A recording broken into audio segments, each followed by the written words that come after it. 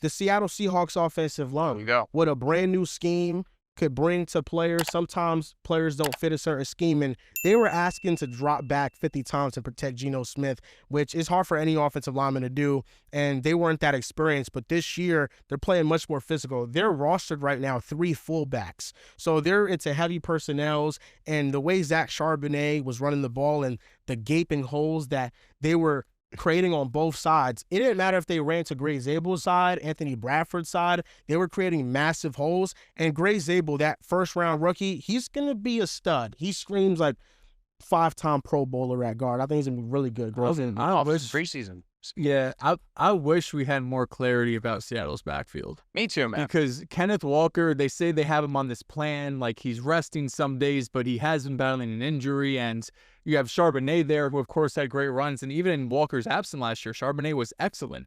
So from a fantasy perspective, I'm sitting here like, I don't even know where to put these guys, because the offensive line, I'm starting to buy into a bit. I think when you have bringing a new OC and you do, invest some draft capital, that, you see it all the time. Offensive line surprises us, guys step in, and it could really change the whole unit. But I wish we had some clarity there, because that would be a backfield. I'm like, that's a potential breakout guy, but maybe it's just this 1-2 punch they have, because they both should be on the field. Shout out to Nick from BDGE. He said if Kenneth Walker did what Zach Charbonnet did on the football field, we'd be talking about Kenneth Walker like a first-round pick. Fans. That's a fact. Like, he was that impressive. And I think Kenneth Walker can have a massive year. Like Alvin Kamara, I think, led all running backs in expected fantasy points per game when the Saints were all healthy. Get you locked in. And if Kenneth Walker, I'm saying, I just think he needs to stay healthy. He has the talent to.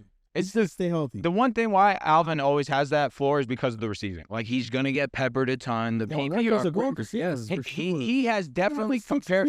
Fantasy points. You're right. Compared to where what we thought of him out of the draft was that his hands were shaky. No, 100%. I think they definitely have found a strength that we didn't know he had coming out of the draft. Just got to stay on the field. That's really all it comes down to. We know how great he is as a rusher, too. Yeah, and we saw it last year, Clint Kubiak with the Saints. Yeah. Nobody thought that offensive line was good, and they came out in the first 3 weeks, and they smacked everybody, and their offensive line looked really good. So I think with Clint Kubiak, I've always had a lot of stock invested into him as a young, bright OC.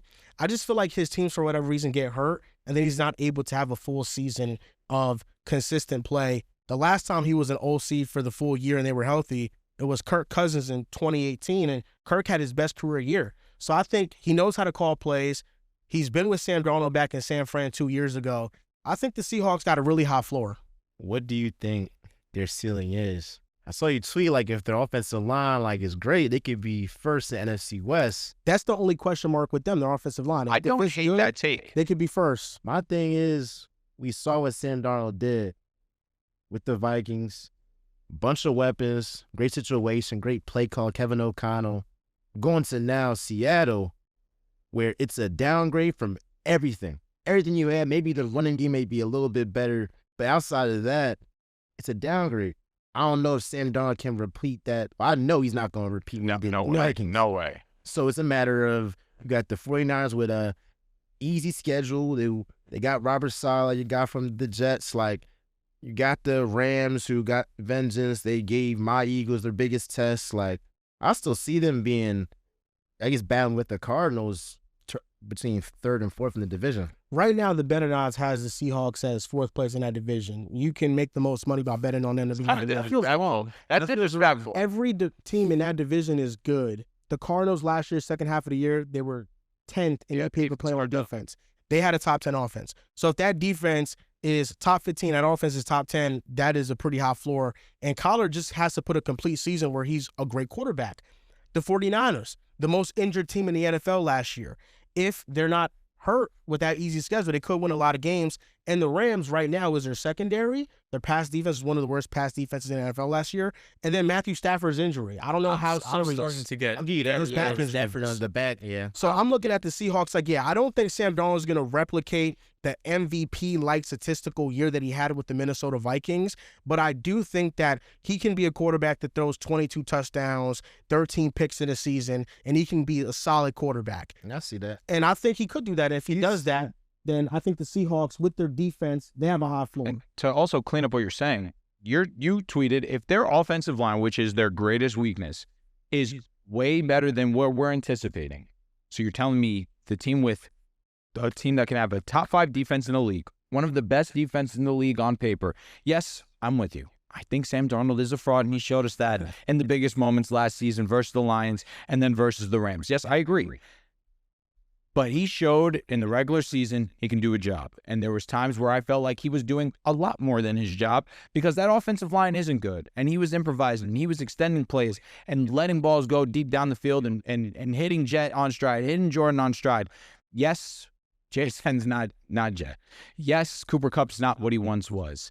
But if the offensive line can get cleaned up like it has looked so far in the preseason, you have Kenneth Walker, Zach Charbonnet. If your offense can be predicated on the run, and then you work off play action, I think that's where we see Sam Darnold work at his best.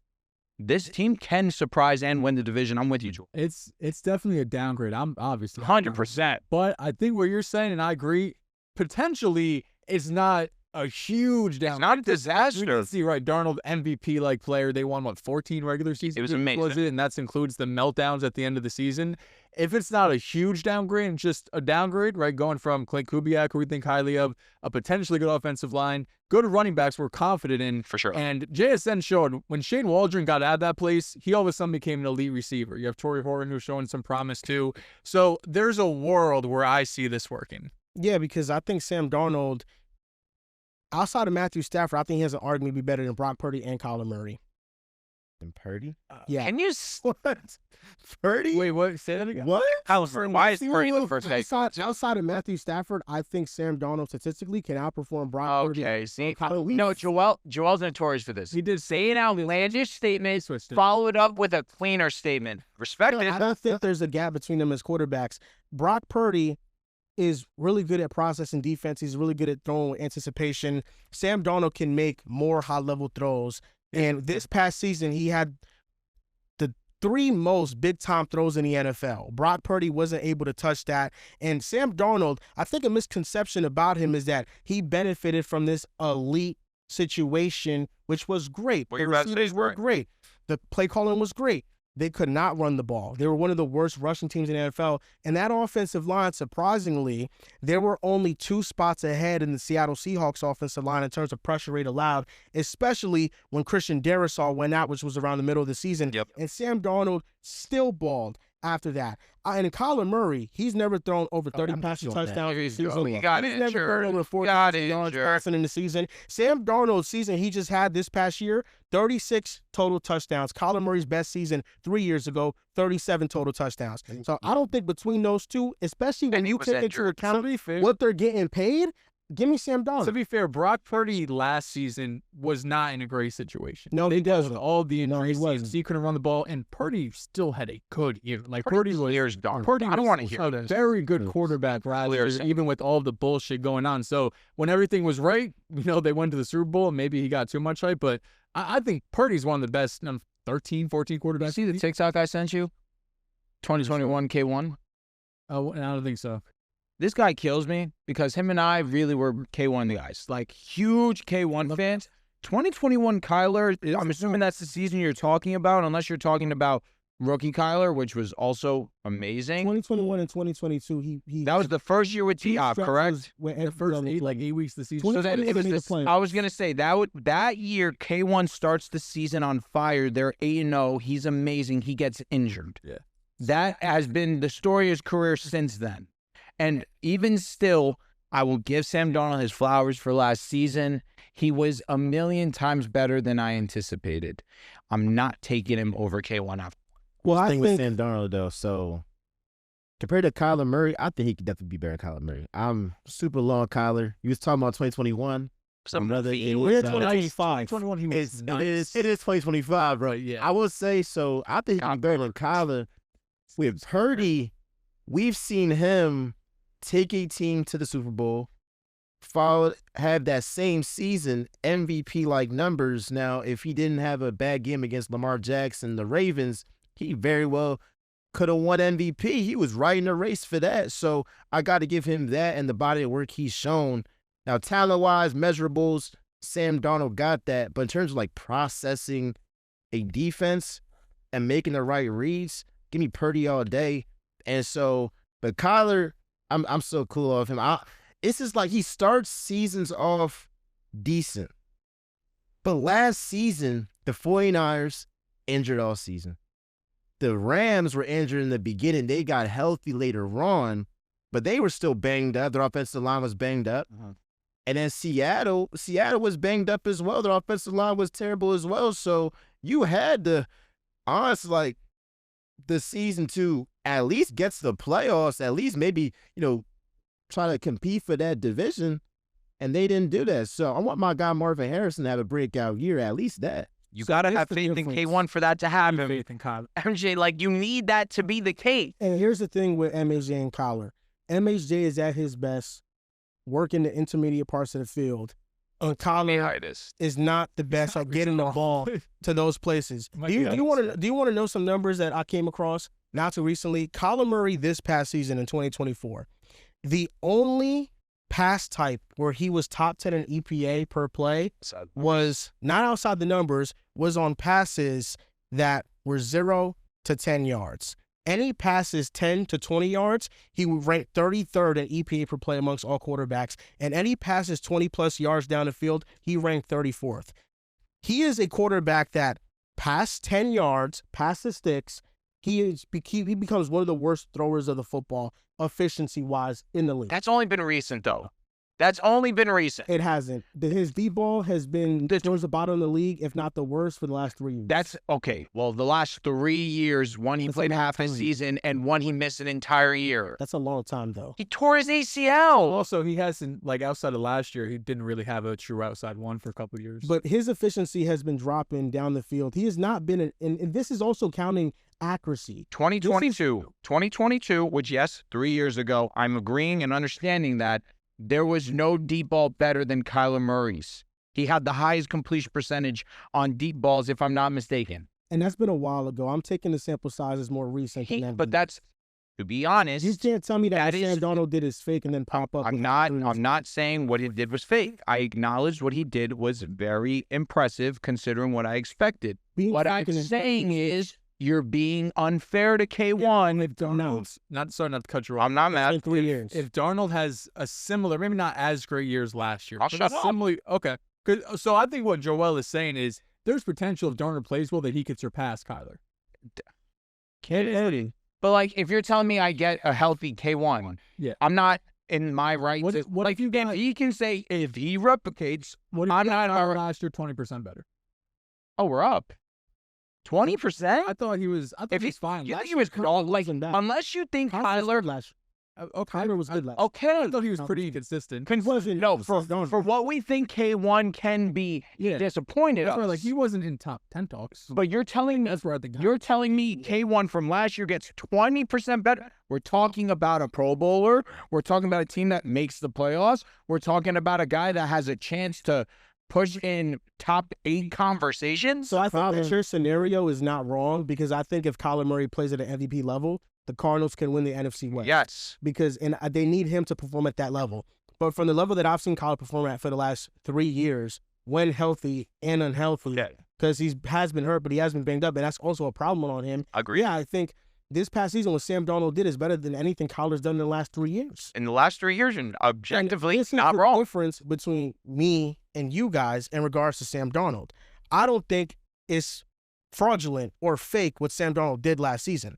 I think he's a good quarterback. And I think that he finally was put in a situation where he could thrive, and he proved it, and then he did thrive. Because the 49ers, I'm not going to disregard Brock Purdy and say that he didn't have impressive moments. I think that he also was benefited by an elite supporting cast, the likes of offensively that we have not seen that much throughout the course of NFL history. One of the best play callers ever. And that season, I was telling these guys and Riv that if Sam Darnold was started in the place of Brock Purdy, he'd put up similar numbers. And then a year later, he goes to a situation that's not as good, but it is similar, and he puts up top 5 numbers in the NFL at the quarterback position. I mean, Sam Darnold does have Jettas. Got Addison. He got arguably the best DC in the game, at least top 3, Brian Flores. Mike Donald's better. He got himself. The Seahawks defense is going to be better. Oh. It's like real close in terms of like the talent they got But what Purdy did, I mean, we can't undersell like the way that he was able to get them to the Super Bowl and put up an MVP like year. And in the biggest moments, he wasn't the reason why they lost. He wasn't the reason. Sam Darnold, my biggest issue with him is in the biggest games that you're needed to be the reason the team wins. I could say that the same way I could say that for Brock Purdy last year's against the Buffalo Bills in the snow was horrible. It is snow, and he has limited arms, so it's going to look bad in that situation. Against the Rams, primetime Thursday night game in the rain, he was awful. Matthew Stafford was also awful in that game. Tough Brock Purdy, but Brock Purdy also couldn't pass the ball five yards down the field because of how wet the ball was in those circumstances. And throughout the course of last season, Brock Purdy did not play well. Whenever the Niners were trailing, Brock Purdy had more interceptions thrown than touchdowns last year. He was one of the worst late-game quarterbacks in the NFL last year and the worst when trailing. So I think that a byproduct of his season was also due to, when he was an MVP candidate, was due to the fact that the Niners were always leading. And they had a great, amazing team. And last year, I will say, they got injured to the max, to a point that, I do think what he did last year was impressive. It showed that even in a bad situation, he can give you good quarterback play, and that's where I think Brock Purdy is. I have him ranked around the 15th to 16th best quarterback in the NFL. And Sam Darnold, to me, is around the 19th best quarterback in the NFL. Where y'all got him at? I think Purdy is anywhere between 11 and 15. If you have him between 11 and 15, that's value in me. I want to say this, and it's the last thing I'll say on this topic. We're not saying what he did was fraudulent. What we're saying is Sam Darnold in the biggest moment gagged. That's what we're saying. That's what I'm saying. I don't think Sam Darnold is bad. He's not bad. Far from, actually. He's a choke artist. That's what I'm saying. I also want to say is you said if he's anywhere where you can see a 22 touchdown season with 13 INTs, K1 didn't just do that. Like, that wasn't just K1 right now. So you're saying like a K1 mid-season, that's where it's okay to put him with a guy that you think can have a similar statistical season? Kyler is having mid-seasons, and what is he, a mid-quarterback? He's been injured.